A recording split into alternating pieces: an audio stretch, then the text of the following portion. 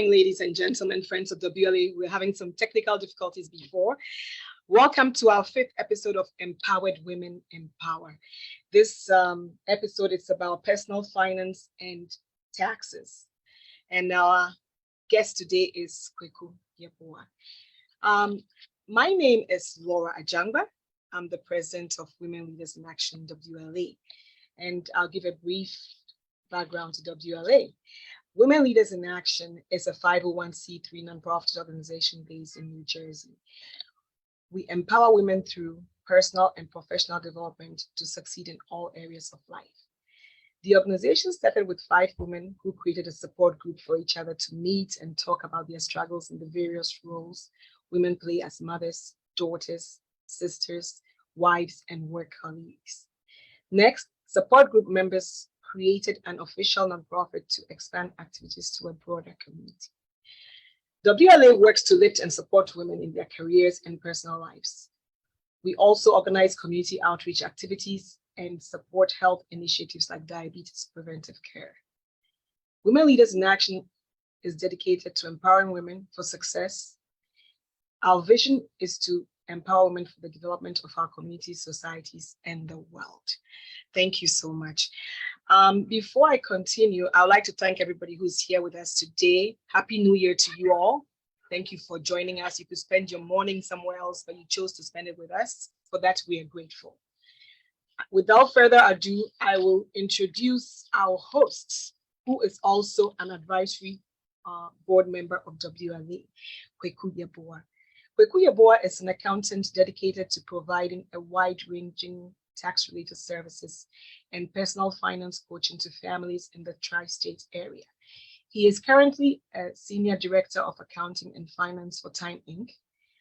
As a detail-oriented accounting professional, Mr. Yeboah has worked predominantly in corporate accounting roles for the last 20 years, while working with families on their finances. Prior to his role at Time Inc., Mr. Yeboah was the controller at CBRE.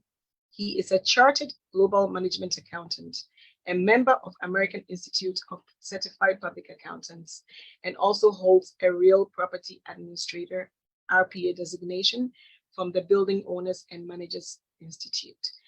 Mr. Yeboah lives in New Jersey with his wife, Penny, and 3 wonderful kids. He loves golfing and spending time with family.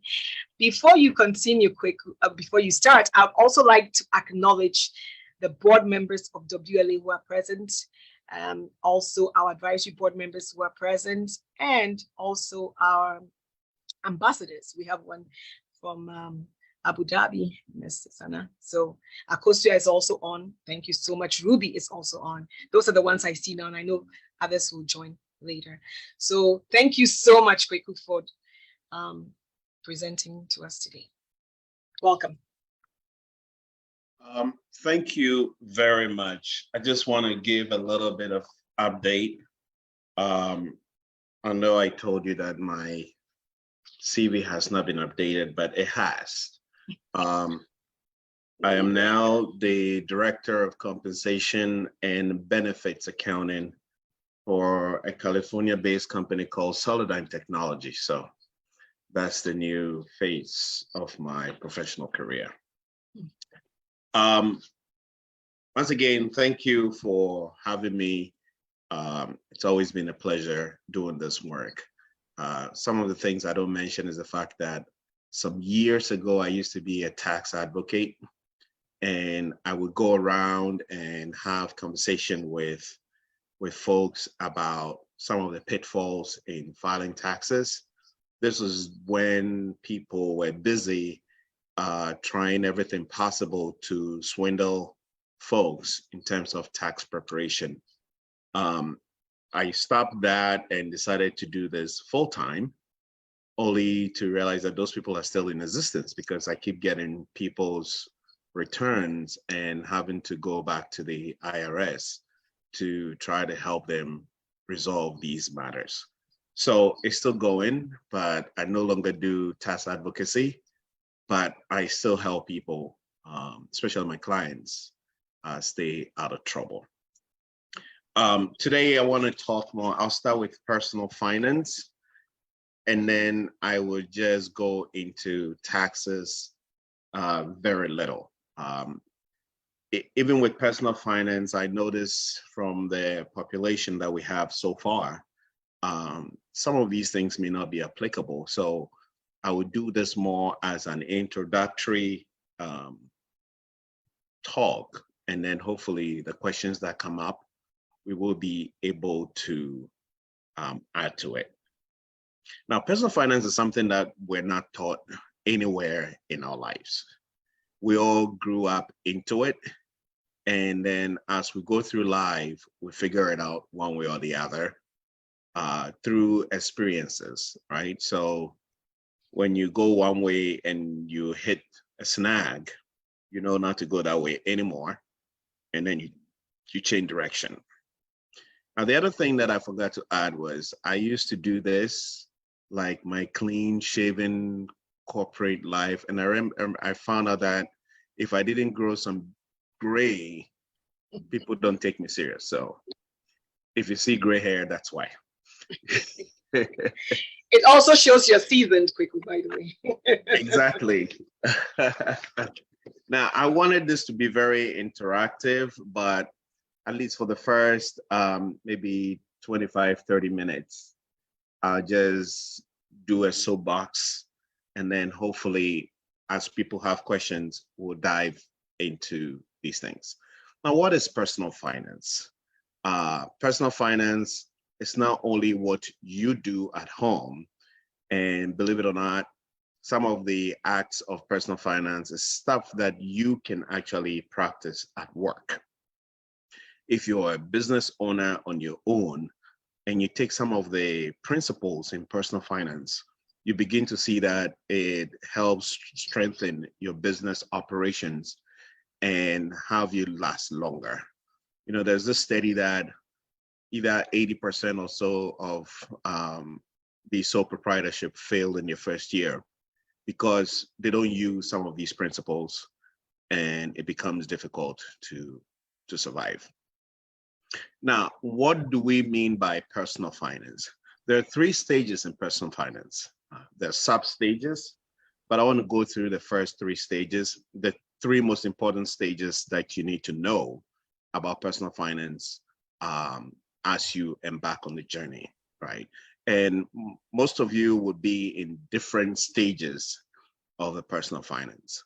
Half of us do all these 3 in some sort of a mix-up way, and we are unable to, like, there's no plan, basically. And what's the first step in personal finance? The first step you have to accomplish in personal finance and know you're on a journey is what we call getting rid of past obligations. We always need to get rid of past obligations first before we do anything else. Step 2 would be stabilizing the present. Your present, you need to find some sort of stability for the present, and finding stability for your present is how you are able to strategize for the future. So the 3 steps are simple. You need to get rid of past obligations, stabilize the present, and strategize for the future. So 3 things: past, present, future. If you don't remember anything today, you should know that personal finance has something to do with the past, the present, and then the future. Now, some of you may not have to worry about the past because maybe you don't have any obligations in the past, and you just have to worry about the present. Some of you may not have to worry about the present because you've taken care of the past and the present, and then you need some way of strategizing for the future. And so we want to cover all 3 pieces. I also have to disclose that I do not sell any product. I'm not an insurance broker. I don't sell investments of any kind. And so if you find me going hard on an insurance company, it's not because I have a very good option of insurance to sell you. Nothing. I'm just a free bird that is able to tell you the truth as it is, and then let the people that get angry come after me with pitchforks. That's fine. Now, before we can start all these life journey on personal finance, the first thing you have to know that we need to live on a life. We need to live on a plan, right? And when you're not living on a plan, you cannot have a real solid, what do you call, personal finance life, right? Zig Ziglar once said that if you aim at nothing, you will hit it all the time. If you have no plan and you're just living every day, you'll be fine. Aim at nothing and you hit it all the time, right? And then if they tell you, another ones I heard about, when you don't know where your destination is, you're just going. So we need to aim at something. We need to have a plan in our personal life. What is this plan that I'm talking about? Some people call it a budget, right? And usually when you say a budget, all that people hear is a straight jacket.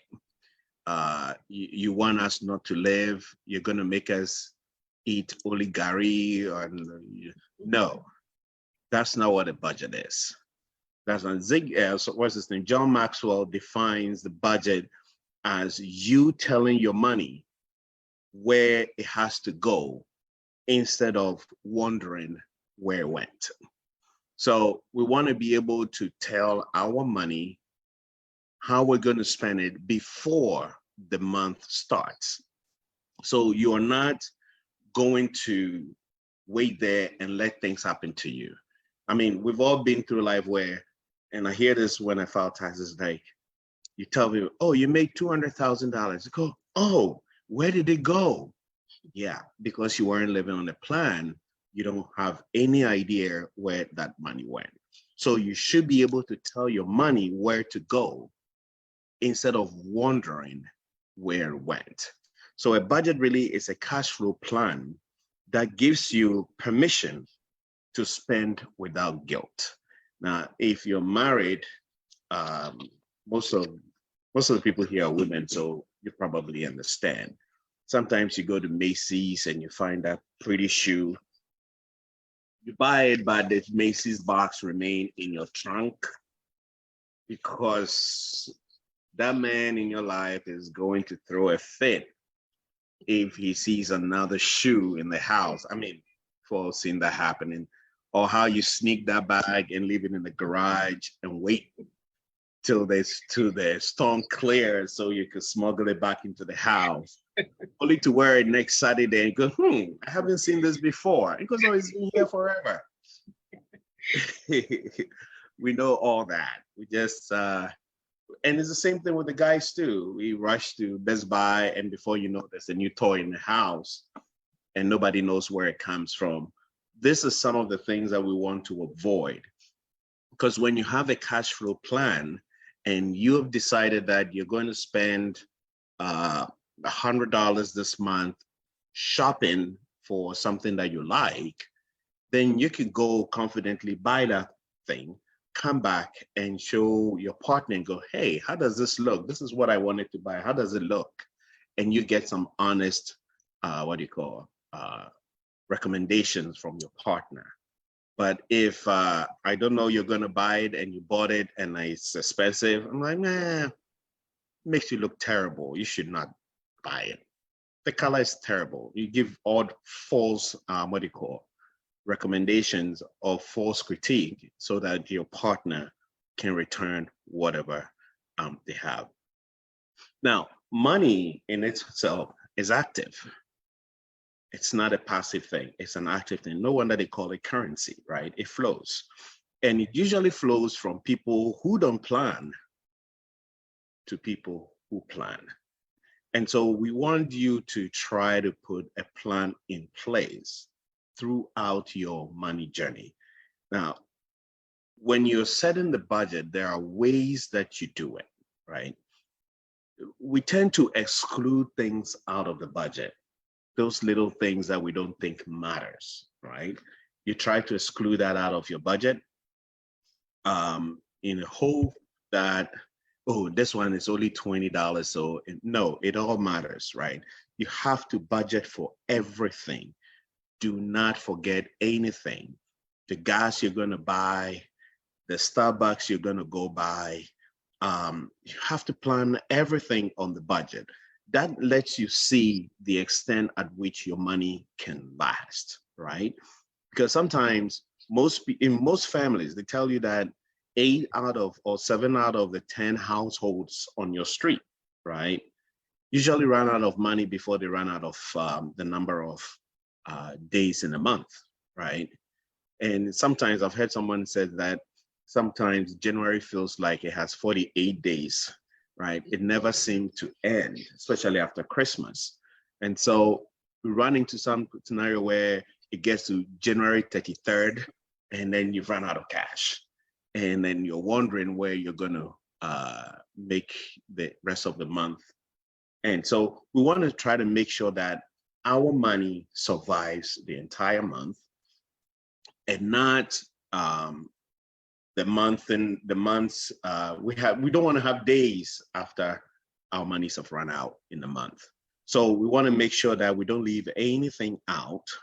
We plan accordingly. If we plan accordingly and we know that the money is not going to be sufficient for the month, then we can strategize on what do we move, how do we pay some of these obligations so that our money can go to the end of the month. So we don't leave stuff out. And then if you're home and you have a partner, let's say you're married or you have a friend that you can really talk to, then one of the things you need to find out is when you have your budget planned, if you're with your wife or husband and you are the, the nerdy one, right? You need to be able to give your partner the chance to participate in the budgeting process. Oftentimes, those of us who have done Excel pivot tables and all those things will have sheets upon sheets upon sheets tying to other things to create a budget. And then we find out that we're married to another person who could care less about your Excel prowess. They just want to know, when can I go and spend, right? So in every home, there is a free spirit, and then there is a nerdy one, right? It doesn't matter how nerdy they are, but somebody in the house likes to record stuff, and the other party is just like, can we like put this paper down and just go grocery shopping, right? It's important for the person who is nerdy to be the one that prepares the budget, right? And usually those of us that deal with Excel, we think what we create is the holy grail and nobody can critique it. But in order for your budget to work, if you're married to a free spirit, they need to have a contributory role in the budget preparation. They need to be able to critique it. If the guy is preparing the budget, there's a chance that he will put $200 to go do grocery shopping. And then the wife, or the one that does the shopping, will be like, have you been to Costco lately? Go there with 200 and see what you get. Today, I was listening to the news and they claimed that the price of eggs is up 60%. So then if you were used to buy eggs at, let's say, and I think Costco is rationing the sale of eggs now. You can buy more than one or two. I don't know how many. My wife's telling me. But if you used to go to town and you thought egg was $20, well, maybe it's changed now, right? So the person preparing the budget, me sitting behind my Excel, continually assigning $50 to grocery, may be wrong. That's why you need a free spirit, the other partner, to get involved and go, yeah, we used to spend 200, but now it's 400, it's 600. So we need to change the budget. This is how the money being active is important, right? Not passive. So you can't prepare a budget like 4 months and expect it to be the same budget throughout the time. It needs to change because your needs have changed. You don't buy tires every month. You don't change oil every month. So you have to have an active role in managing the money, not set it and forget it. So I call the budget processing the summit, right? So it's a summit where the guy, the nerdy person in the family who prepared the budget, brings the budget to the table and slides it over to the free spirit one. And then at that point, you just shut up.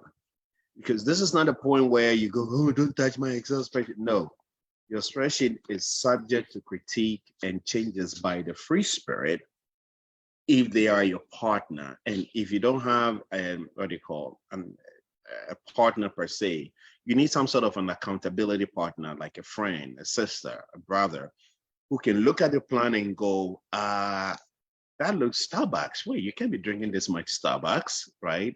And then make the changes that are necessary. The strategy is to budget. I always say the first 4 things as the first thing you budget every month.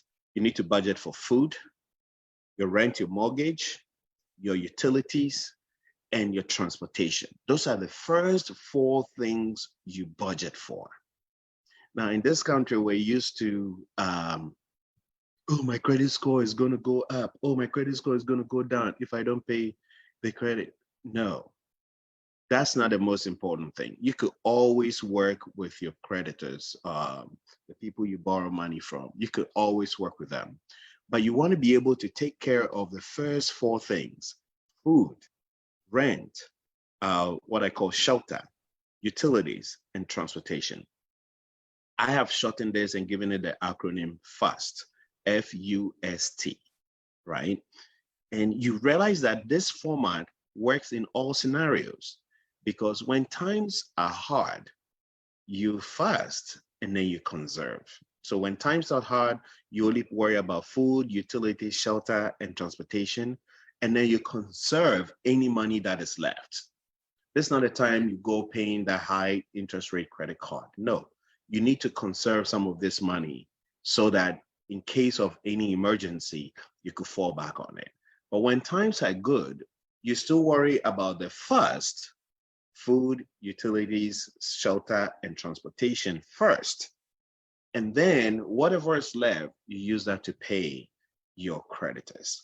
So if you don't remember anything from today, FUST, F-U-S-T, food, utilities, shelter, and transportation first. When I say transportation, you should be able to have gas in your tank. You should be able to pay your insurance, right? We want utilities. It's cold. We don't want a scenario where they turn your utilities off, right? Shelter, your rent. We don't want you on the street. We want you to eat, right? And feel healthy. Even if you don't have a job, if you can eat and pay your mortgage and have lights on and transportation, at least the following day you have a fighting chance to go out there and look for the next job, right? But when these things are lacking and you are busy trying to find a job also, now you have more, you just compounded the problem. You have the shelter issue, your landlord is trying to throw you out, your electricity is cut, and you're looking for a new job. You just compounded your whole problem. So always remember, first, meanwhile, while you're compounding this problem, you're worried about your credit score. So forget about the credit score. When times are good, you fast first, and then you worry about paying your bill, your credit cards, right? I'll come to credit cards later. But when times are good, when times are good, you fast and then your cards. When times are bad, fast and conserve. I hope that's clear enough. But we'll go to questions and answers when we get there. Now, past obligations. Let's talk about it briefly. What do I mean by past obligations, right? If you go to every household today, everybody has a credit card, right? We spent that money a while back and now we're paying for it. And it's become past and it's hanging on there and we're dragging it around like an albatross, right? If you go to people mostly in US homes, right? There's a lady who has one room in the house. Almost everyone who went to school in the United States has a co-tenant. Her name is Sally. She lives in one of the rooms down there and everybody is on first name basis. Unless you paid off your past obligations, then you probably don't live with Sally, right? But half the time when people don't live with Sally, they have other people that live there. They have Discover, MasterCard, they have Visa, they have Capital One, Macy's, Ford Credit, Toyota Credit, Federal Loan, Payday Loans, mention it. All these past obligations tend to put a drain on our current status. These are the things that make the budget difficult. That's why you need to put all those people in the back end, right? Hold on to those one. Worry about the first, and then worry about those four, those ones at the back, right? Now, we always think that the credit is more important than our current lifestyle, right? As a matter of fact, Visa, MasterCard, and all those is the one of the best marketing tool ever invented. Try to telling someone to get rid of the credit card they got while they were in college. You know that card where they make you sign a piece of paper and then they give you the sneaker bar and the t-shirt, campus? Try getting somebody now in their 40s, 50s to get rid of that card. Because no, no, no, no, no. I've had it since college. I'm not getting rid of that. I can get rid of anything, but not that one, right? As a businessman, I'm like, I wish any of my clients would say, I'm not getting rid of Kweku. I've known him since. That would be the best marketing tool I have. And so these Visa and MasterCard and these things have been marketed to us in such a way that we hold it so near and dear that we don't even want to get rid of it, right? If I want to be able to say, oh, iPhone, I'm not getting rid of my iPhone. I've had it from college and it's iPhone 4, right? But they make you believe that the longer you hold on to this, the better it is for your credit score, right? But you're hungry. What do you care about credit score, right? You're trying to build a future. What do you care about the past? And they've wired us in such a way that when you go spend a little bit on the card, they give you points and then you're happy. You go, oh, my credit score is 780, but you have only $20 in your account, right? You're busy padding up a score that you go to a place and they go, oh, I have a credit score of 800, right? You could rent the place, right? I have a credit score of 0, but I could buy the place up. See the difference? Which one is better? You being able to rent or you being able to buy it, right? And that's some of the terms we use. Oh, sometimes when people say, I can afford it, they think that they can own it. No, I can afford the payments is different from I can afford it. Your credit score and maybe your value that you have may be able to afford the payments, but you may not be able to afford it. That's how some of us may be able to say, we can afford a Maserati, but what we really mean is we can afford the Maserati payments, right? But the car itself, we cannot buy it. So afford it means you can own it. Afford the payments means you can make payments and they could give you a little bit of points every month when you make the payment. So we want to work towards getting rid of the credit cards. And we come up with so many reasons why we keep it. Oh, I only use it to improve my credit score. Oh, I want to be able to lease a car. Everybody leases a car. Everybody finances a car. I'm not the first, right? So if I borrow money to buy the car, it's not a big deal, right? Oh, I only co-signed it for my family. These are all reasons that we use to create past obligations. I always find people who say, oh, I'm co-signing, oh, it's my family, but I have to co-sign for them. And I go, well, you should hear what the Bible says about co-signing, right? You probably would not want to co-sign anymore, right? Some people will make other reasons, say, oh, I only use the points for travel. That's why I have the card. And I'm guilty of that, right? Because we all make these reasons to try to get the credit. But also know that once you have past obligations, it put pressure on your present terms, right? You put pressure on stabilizing the present. There'll be a time where you can use this credit to your advantage, right? Some of us, when we go to get a credit, we're given, oh, platinum status, right? Sometimes this platinum status is not because you've used a credit for too long. Yes, they may give you that because you've used it for so long, right? But also, when the rich people get all these fancy status, is because they know they can pay it, right? They could go spend $5,000 and write a check and pay it. And if you can't write a check to pay off your debt, you probably do not need to get into that debt, right? So we need to start working on getting rid of those past obligations. How do we do that? We call something snowballing effect. If you're really looking forward to planning a better future, then you need to apply the snowballing effect on your past obligations. And how do you do that? You arrange your cards, the smallest balance to the largest balance, right? And then you start paying towards the tiniest balance first. And by all means, when you finish paying one, be sure to celebrate it. How do you celebrate it? You do what they call a plastectomy, right? Kosia can explain that to you. She's my doctor, and I'm not saying she's a doctor, but she's my doctor. She explains plastectomy better, right? That's the process where you get a scissors and you take the plastic card and then you slowly cut them up into tiny pieces, right? I've done a lot of plastectomy and I can show you, I have a whole jar of them sitting here. I don't know if you can see it. Oh, my screen is gone. Okay. I have can see plastectomy some here. Yes. It's not very clear because of the background, but yes, I do cut them up and then I keep them all here to remind me of some of the mistakes that I make. So when you're done paying the card, do yourself a favor, get yourself a glass of wine or something, get a pair of scissors, and then cut those cards. When you're done cutting them up, call the bank and tell them you want to close it. You see, you haven't had a real experience of financial freedom if you haven't picked up the phone to call Visa, American Express, Capital One, and tell them you want to cancel the card. Right? The shock you hear over the phone should be very reassuring. But you've been with us for so long. Why would you leave, Mr. Yeboah? Because I don't need you anymore. Well, how about we give you some higher credit? Is there any way we can help you keep your business? Right. So you should try some of these plastectomy, trying to get rid of these debts. And when you're done getting rid of these debts, you see how relieving it is when you are able to just live life in the present rather than in the past. There'll be times when you're stuck with so much debt that you have certain accounts in collections.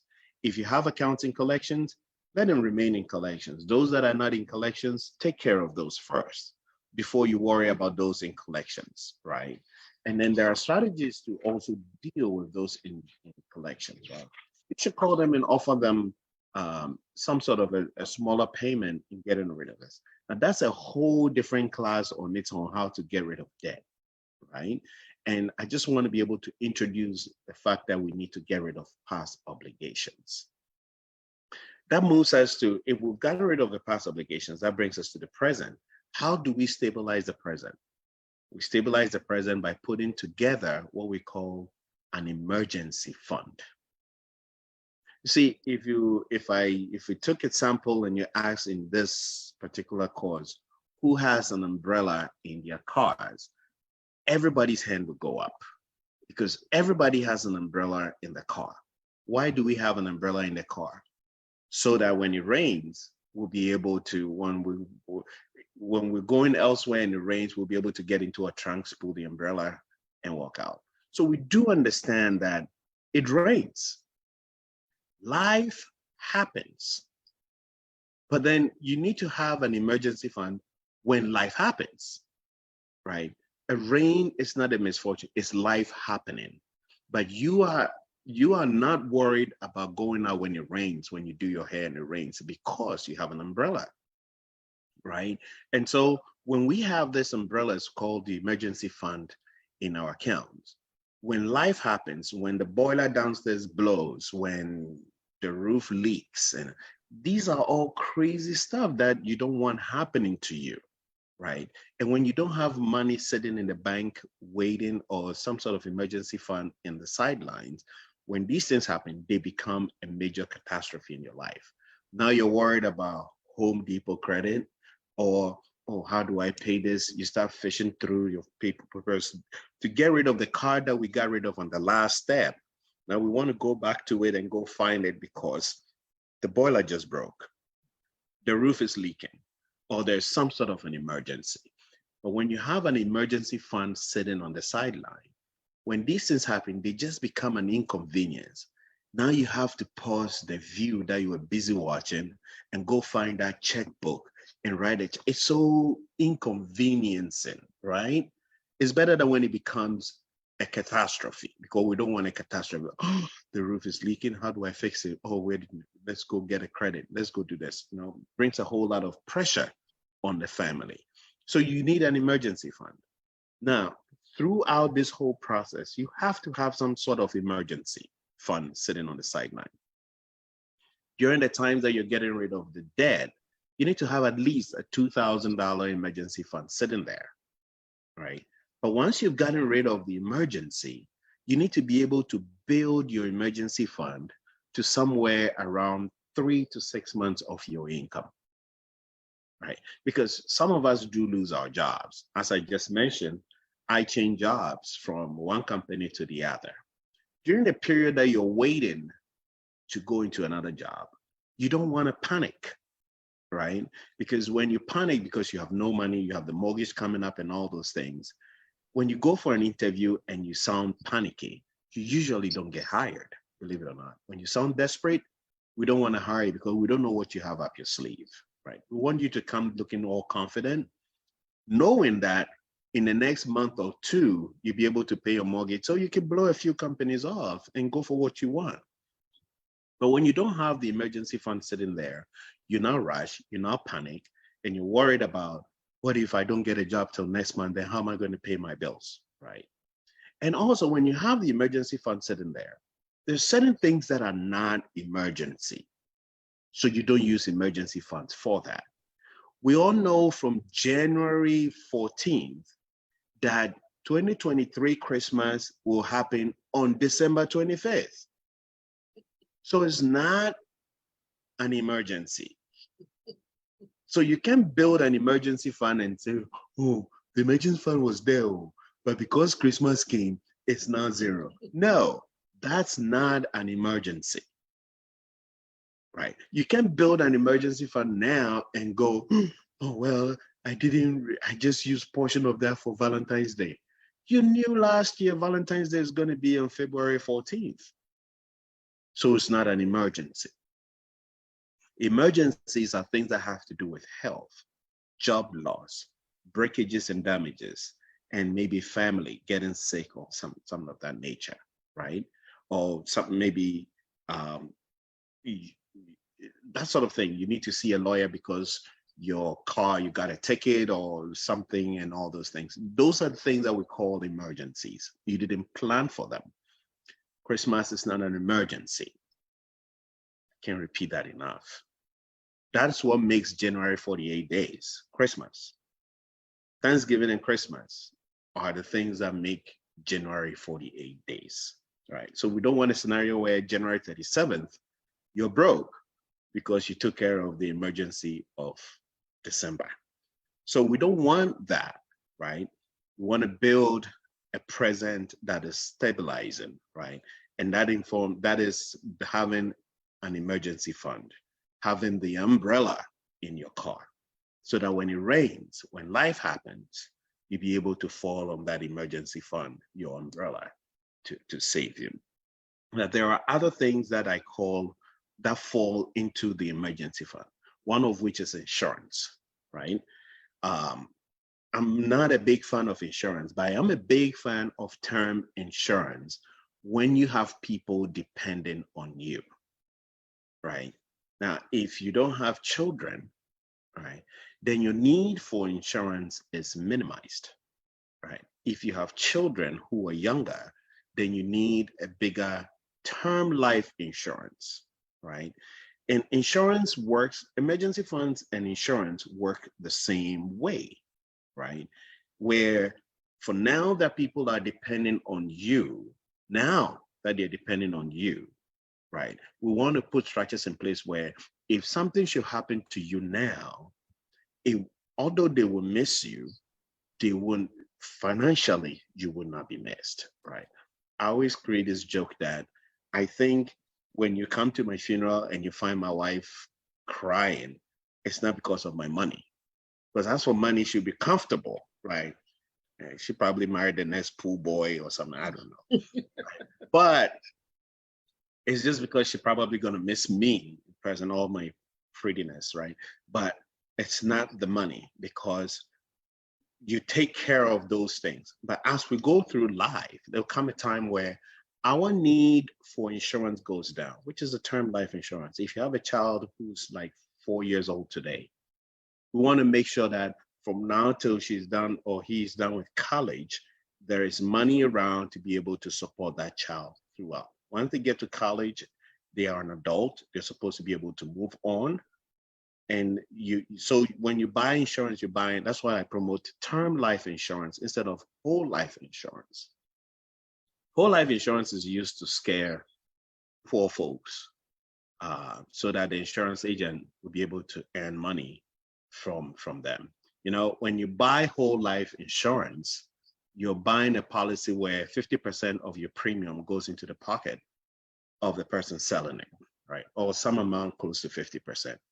So usually when you buy the insurance, you don't hear from the agent anymore until they want more money or you cancel the policy. Then all of a sudden, hey, Laura, it's been a while. How's your policy doing? No, you just cut into their income. So they're back looking for the money back and try to give you other options that you can buy, cheaper whole life options. Because if I can get you to sign a whole life policy, then I know that you will feed me for the rest of your life. It's very encouraging.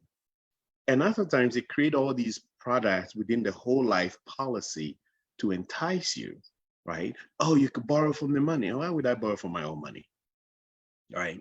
That's what people do. You give birth to a child and they tell you, oh, Gerber is selling you child insurance, but you make baby food. Why are you buying insurance from a baby food company? So we buy some of these things from the wrong company in the hopes that it will set us correctly, but they are all wrong products, right? You don't buy, insurance companies supposed to be selling insurance, not making loans. Gerber is supposed to be making baby food, not selling insurance. So you have to be able to know where these red flags are once you hear who they are and what they're trying to sell you. Right? If you go to Macy's and you're repairing your car at Macy's, you know it's not going to be done right. Something's not right. So that's what I want to say about insurance. Then there are, sometimes when you run into these hardships, you realize that the solution is really in our paycheck. Because you sign up, excuse me, you sign up for this job and then they give you benefits, right? In the benefits, there is accidental death and dismemberment. There is long-term disability. There is short-term disability. There is lawyer something. I don't know what they have this law thing where they tell you when you have a case, you have a lawyer you can call and they come to the AFLAC. It's another one. Legal service, I think what they sell, something like that, right? And you realize that you're supposed to get $2,000 every month. And before you deduct all these things from it, you wake up home with only $800. You don't need all these things. All you want is your health insurance from your paycheck, right? And your taxes. Now, health insurance, you pay your taxes and your retirement investing. It's only the three things you need. Let's say, oh, long-term disability. You're not even 60. What do you need long-term disability for? The only time you should buy long-term disability is when you're 60 years old, right? Because that's when people end up in nursing homes, right? I haven't seen anybody, it's like 0.004% where somebody working in the office will have short-term, what kind of short-term disability are we talking about, right?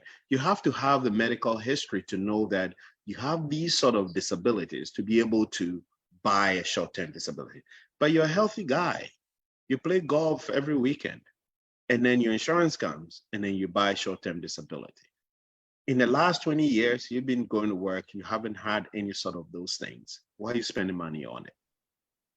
Or why are you buying long-term disability? You work in the office, you write numbers. What is the accidental death and dismemberment for?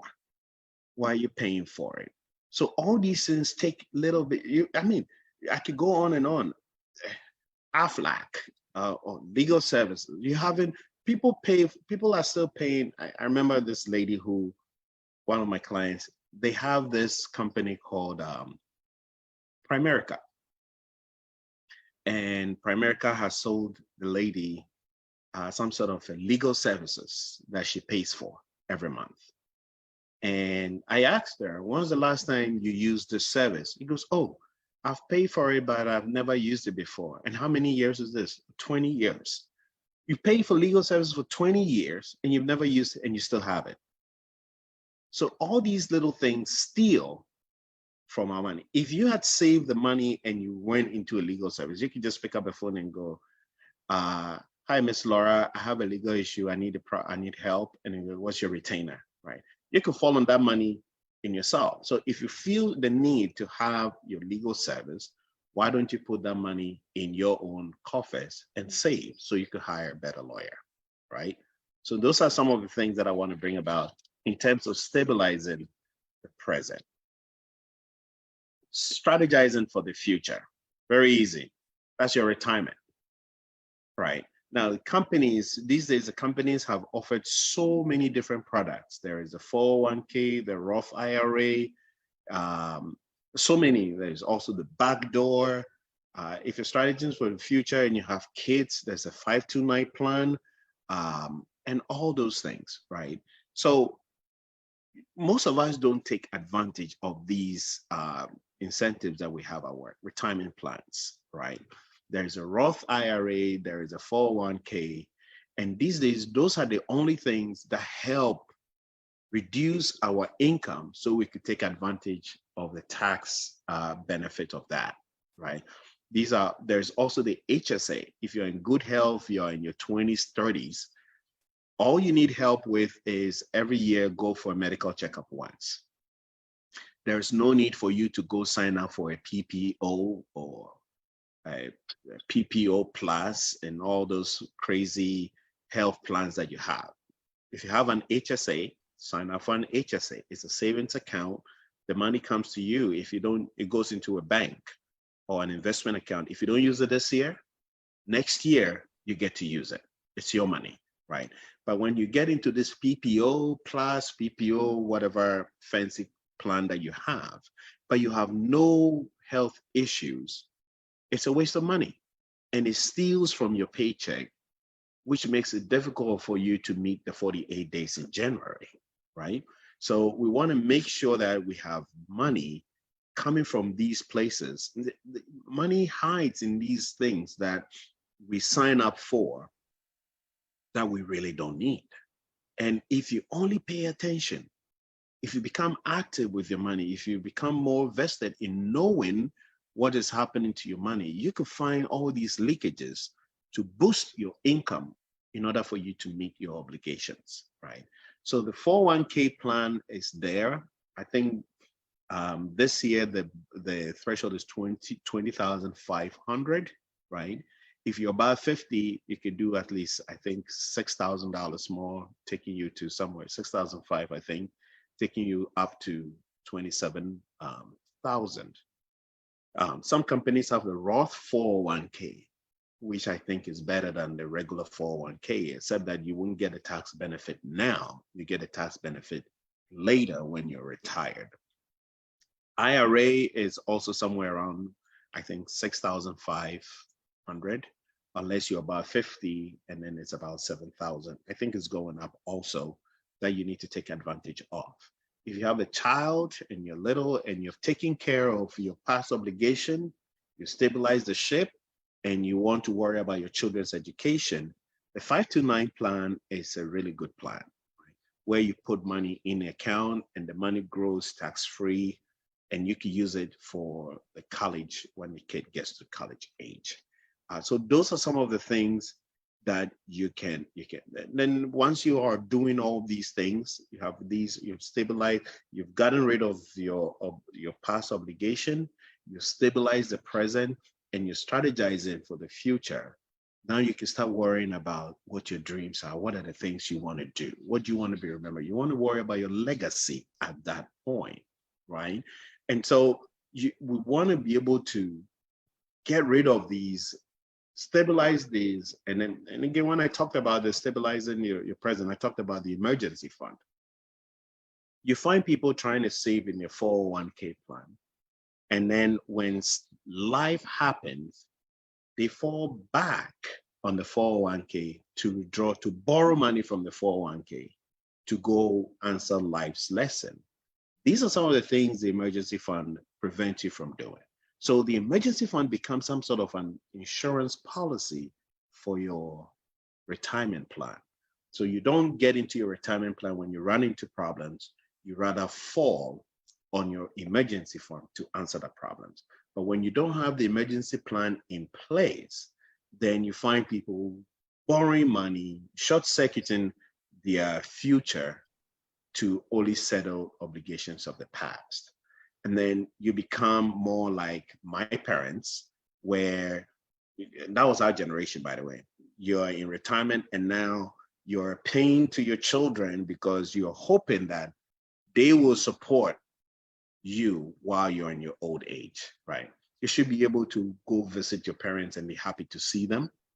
Not worry about, if I go there now, I have to pay, they're going to ask me for money, right?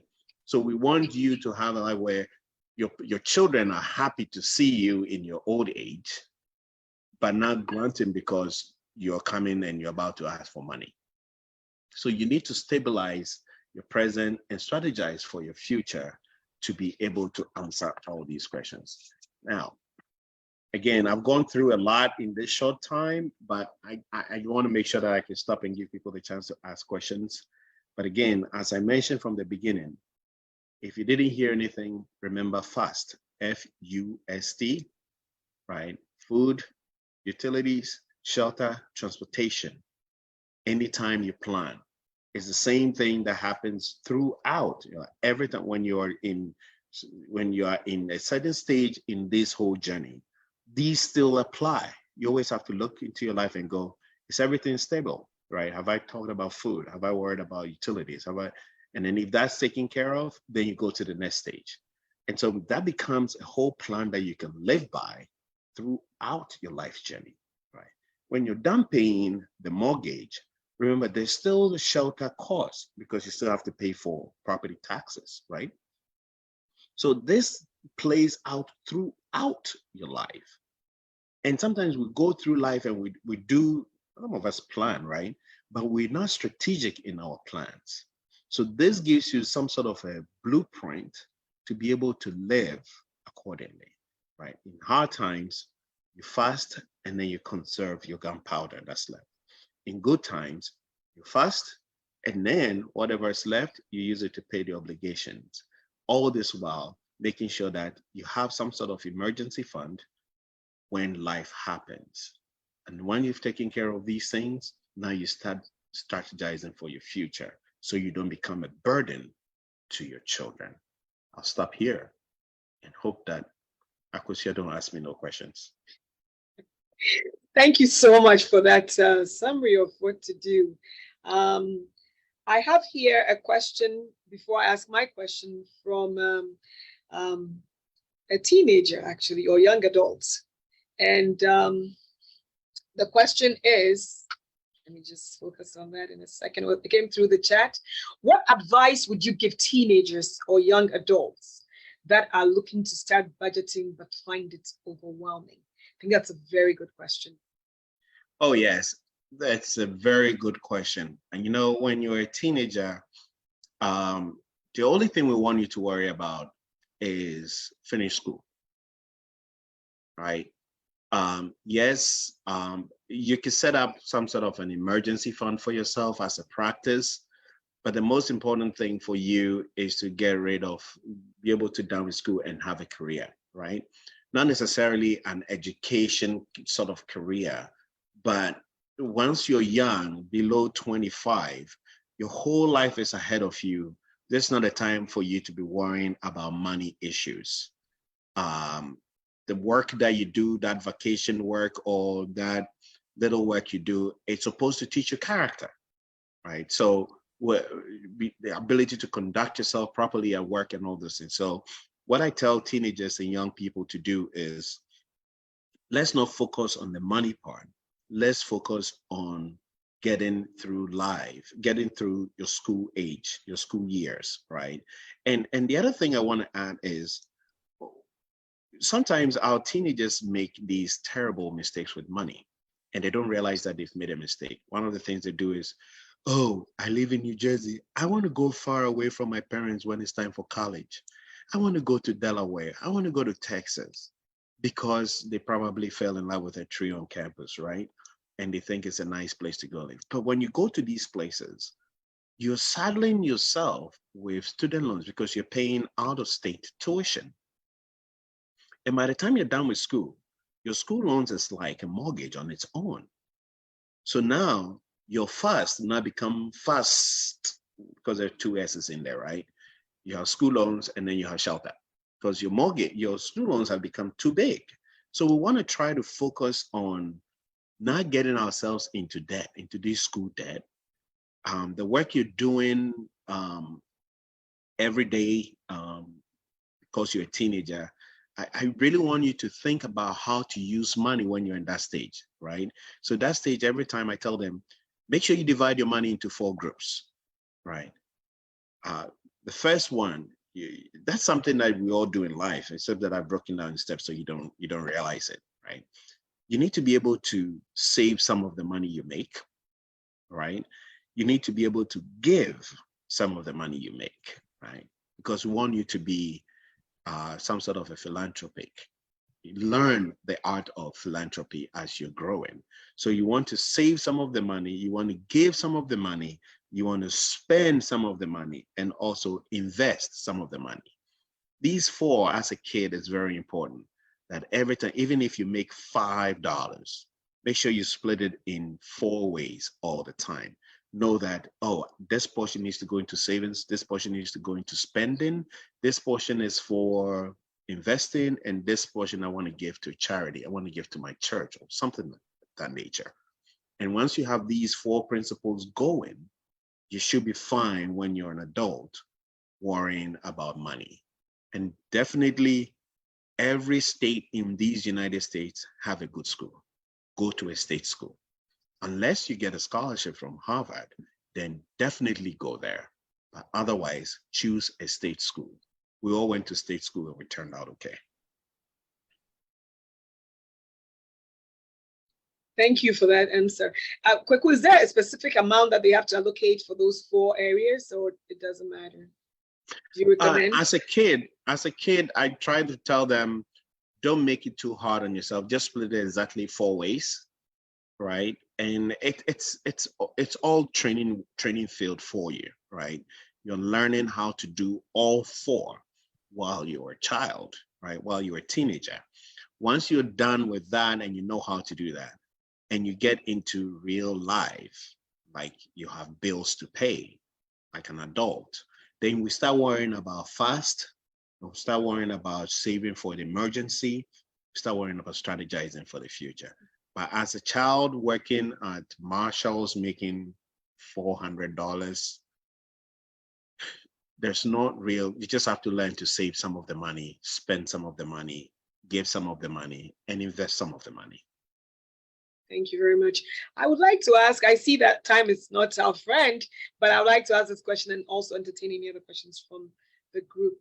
What do you do with credit cards? Because you said in difficult times, conserve. And that is contrary to what we hear or what we've been trained to believe. Can you touch on that briefly so that we have an idea as to how to manage that? Credit cards are unsecured debt, right? Right. Like I said, some of these debts, they got us into it while we were college students. They gave us sneakers and t-shirt, and they gave us these cards to go use, knowing very well we didn't have the ability to pay. But they still took a chance on us so that in the future we'll be able to pay. Now, during hard times when you don't have money to make ends meet, the credit card is the last card you pay. I always tell people, do not worry about your credit. Do not worry too much about credit. Worry about stabilizing your life, if you will, because your credit could be shot today, right? And then in the next maybe 3 years, you could build it back up. right? By taking care of certain important things in your life, a mortgage and all those things. And it's the mortgage that really sets us on this path, right? We all want to have good credit so that we'll be able to get a mortgage that has a lower interest rate in the long term. That's how we think.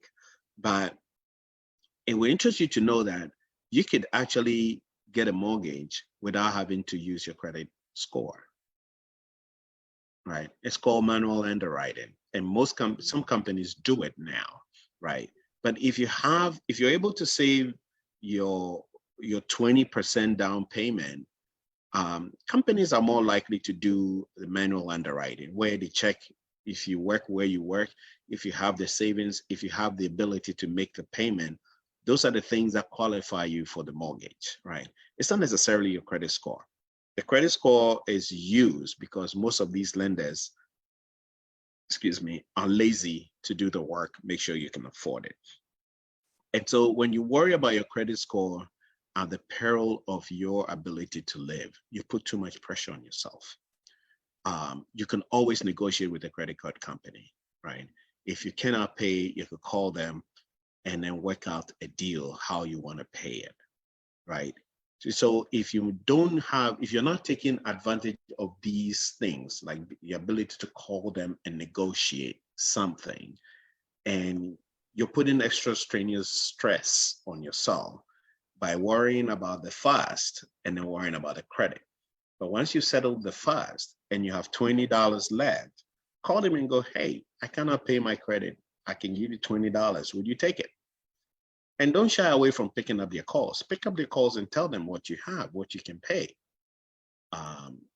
Sometimes if you are in debt collections, like I said, it's a whole topic that we'll have to deal with, how to get out of debt completely.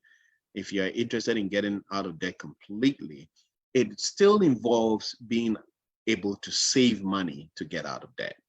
And I would leave that topic, but we'll cover it another time because it's a whole, for lack of a better term, it's a strategy on how to get out of debt completely. Okay. Another question came through the chat. And again, people who are aboard can also ask quickly. I have a question for Kweku. The past 1 to 2 years, I have lost half the value of my funds in stocks. How do I get it back? How do I strategize this in the future not to go through this again? It does discourage one from saving. Good question. Now, the only people that get hurt at the amusement park are those who jump out of the moving roller coaster. That's a good one. Or to say it in plain terms, it's a moving roller coaster that we're all in. It's not you that lost the value, it's the entire stock market. And if you're following the market, right, you will know that in this year alone, as the year started, we're only 2 weeks in, the market is up 5%, right? So whatever value you lost, if you invested correctly, you probably realized 5% of that value back. Unless you're retiring tomorrow, that's the only time it becomes risky, you will be fine. This market goes up and goes down. In 2008, the market was down 60%. The following year was up 75%. So if you sold and it was up 75%, and then the year that follows was up another 40. So if you sold in 2008 because the market is down, you just lost 70 and 40%. So I would tell you, sticking there, unless you're retiring, let it stay as is. Unless your mix of portfolio is really bad. Again, I don't offer financial assistance. I only do financial coaching. Unless the mix of your portfolio is bad, in that case, you can't do anything about it. But if the entire market is going down and you're not alone, you are probably fine. If everybody was going up and you're the only one going down, then we blame you. So, but at this point, I think it's not you. Thank you for that, Kweku. Are there any questions from the members of WLA board on board right now? Do we have any questions? Hi, thank you very much. This is Ruby. So I have a quick question. I was just wondering, could you give any guidance around saving for retirement? I mean, you hear people saying you should have about 70% or 10 times your salary. I'm just curious what your thoughts are on that. Thank you. Well, if you started saving when you were 25, 30, or maybe 35 years old, you would probably have that much money in your account when you are retiring, right? Or when you're at a certain age. Fidelity does that job of making you see where you are on your life's journey. And sometimes it's very discouraging, but it's not always true that that formula works. Again, contributing towards retirement is important, but then also making sure that your contribution is invested correctly is equally important. I always tell people that you should be able to put away 15% of your annual income into a retirement. If you did that consistently throughout your working age, you should have plenty of money by age 60 to retire. If you didn't start early, you may have to do more than the 15%. This is where the catch up when you are above the age of 50 is really important. And that's where you get to pack more money into that account. The IRS or the government gives you a higher threshold to contribute when you're about 50. And that's what you take advantage of. But it really goes to the fact that no matter how many times you watch that or read that book, The Hare and the Tortoise, no matter how many times you read it, the tortoise wins all the time. So slow and steady wins the race all the time. If you're about 50 and you're doing this, same thing, slow and steady. If you start early, slow and steady. There's no time where the hare won the race. So I'll say, do whatever you have to do, however you're contributing, but do it steadily in order to win the race. I hope that helps. Thank you, Kweku. Again, back to the board. Any questions from the WLA board, exec board, or advisory board members on the Zoom? Do you have any questions for Kweku? No other questions. Kweku, I just wanted to ask this quick question before we round up. For parents with students who've been accepted, and you touched on that, typically these students want to go, they've been accepted into two schools. One is a state school, one is a private school, and the private schools tend to give more funding a lot of times. And they're in that conundrum. They don't know which way to go. What is your advice? I know you're pro-state, but sometimes these private schools do give quite a bit. And they say you're supposed to go with the hostess with the mostest, for lack of a better term. What is your take on that one for our young adults? Well, I always say it depends on how much money is coming out of your pocket, right? Because some schools will tell you, oh, your tuition is $50,000 a year, and we're giving you $25,000 scholarship. Whereas someone would say, your tuition is $25,000 and you're only getting $5,000. It looks like the one giving you the most is not really the smart one. As much as possible, you want to pay the least amount of money for college, right? If you can. So if I always say, what is the net of this, right? And how is it hitting your pocket? So if you have a private school charging $60,000 and giving you $30,000, and you have a state school charging $16,000 or $20,000 by giving you only $5,000, then the state looks better than the private. You should also explore the choices of driving to school if you live closer to the campus. My daughter is pretty much 20 minutes from her school, Rutgers. And so we came up with a plan where she would stay home, go to school, and we would take off all the sort of curfews that were in place for high school. She would get her car. She has a car anyway. Every kid 18, 19 has a car, right? You have your car, you have your own bed, and there are no restrictions except that you tell me where you're going and go, right? Just as you would have lived on campus. And that saved us about $10,000, $12,000 a year, right? Just by staying close to home and going to school. And so there are many ways to work this. You want to be able to make sure that the money that you are putting out for the college is not so strangling that when the kid is out of college making 75,000 or 60,000, they're saddled with this debt that it feels like they're being suffocated. So some parents make the mistake of thinking that, oh, they need to stop retirement contribution and then pay for their kids' college. But the thing is, you know that the majority of us went to school for one degree, and then when we're done with school, we changed our minds to do another degree, a different degree altogether. So the first degree was wasted, right?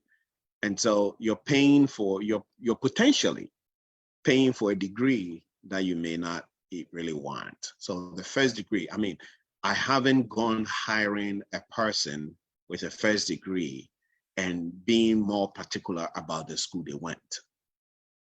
I'm more interested in, can they do the work, right? Do they have the requisite skill sets to do the work?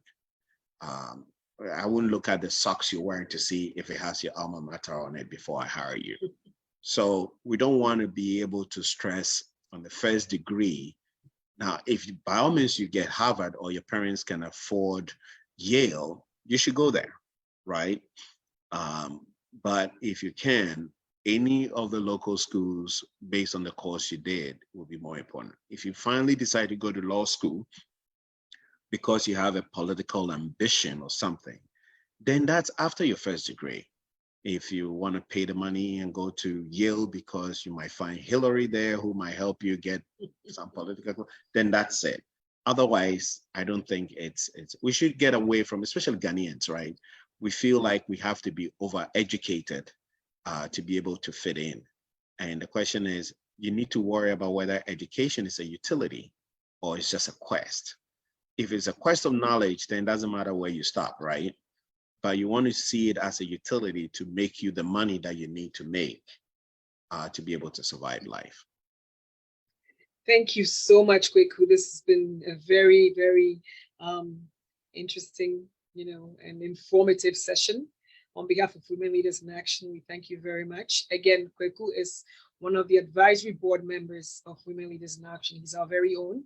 We thank you, Kweku. If people want to reach you, to consult with you or to, retain you, what's the best way for them to get hold of you? My phone number is, I don't have it here. It's 646-335-5370. That's my phone number, especially during the tax season, I get busy. It's the same number I use for WhatsApp. My email is KW33KU. So think of the E in my name as 2 3s, 33KU@gmail.com. And that's how I can be reached. And if you contact us through our website, Women Leaders in Action, WLANJ.org, we will also be able to provide that for you.